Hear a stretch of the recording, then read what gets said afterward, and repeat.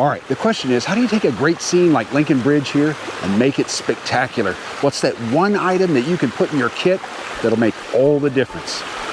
I'll tell you right now.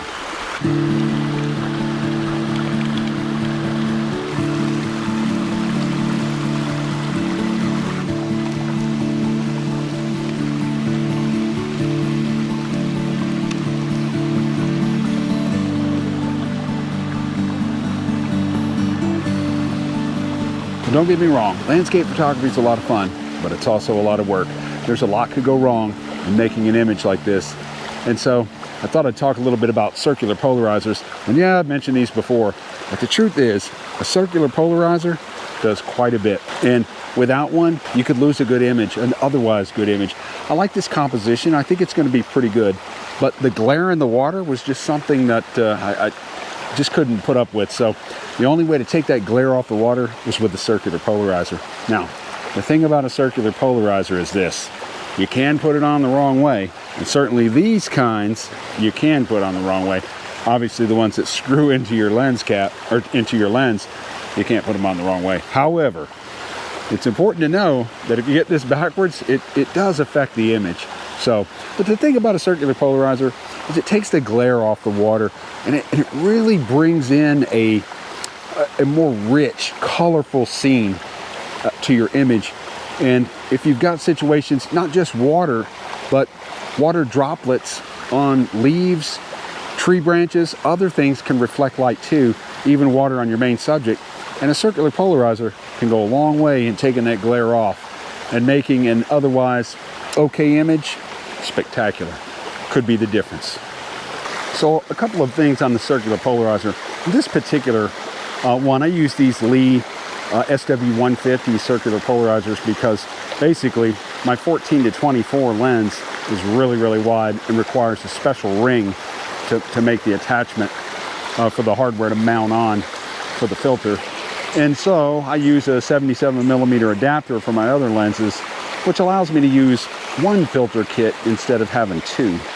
So, but the typical 77mm screw-on filters, or other 56, whatever you have, your lens, but the screw-on circular polarizers, they're you can't put them on wrong, but you can twist them, and 360 degrees they rotate. This is the same way.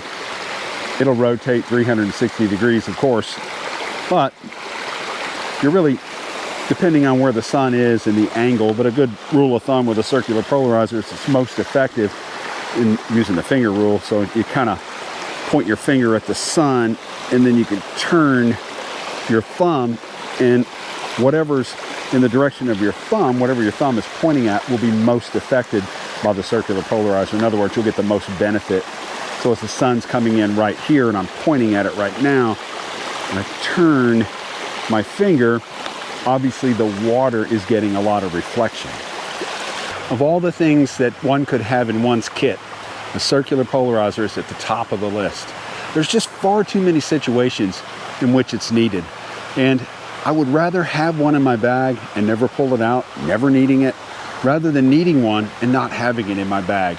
And truly, a good circular polarizer, that's the price of a good circular polarizer, really a small price to pay for the true benefits of it. And I'll show you the difference here. In fact, you can take a look at this right here. This particular image here I captured first without the circular polarizer, and you can see there's a lot of reflection here. And then this one with the circular polarizer, it's just a dramatic difference in the color that it brings back into the image. A very much better image than the one without the reflections, or excuse me, the one with the reflections. You know, there's a lot of new filters, filter types on the market now. Even these magnetic filters I'm seeing are really cool. I really just can't use this with this 14 to 24. The lens is just too wide, but honestly, I think it's a 16 to 35. I thought about that, but I really like this 14 to 24. It's just a magnificent lens, and it's perfect for situations like this, when I want to get in close and really accentuate my subject, but have enough wide angle to capture the scene as I'm seeing it right now.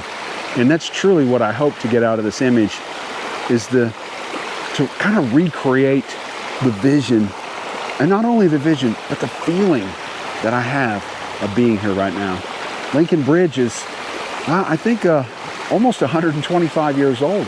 And it's a really spectacular spot. And I've been by here a few times, and I've just never had the chance to really stop in and photograph it. So I wanted to take advantage of that this morning. And as I suspected, I was going to need a circular polarizer to capture the vision that I had in mind. In the mind's eye, I should say. Well, I hope you were able to pick up a couple of tips on circular polarizers that might benefit you down the road. And there's a couple of other videos that I would recommend watching. And one is 5 tips to epic landscape photography. And the other one is, does landscape photography ever get boring? I think you might find those interesting. And I'll post a link to those right here. Well, that's it. I'm going to get out of here. But if you enjoyed the video, make sure you hit that like button and consider subscribing to the channel. And if you do subscribe, hit that bell icon so you're notified of any future videos that I post. And leave me a comment. Let me know what your thoughts are. And as always, if I don't see you down the road, maybe I'll see you somewhere out here on the trail.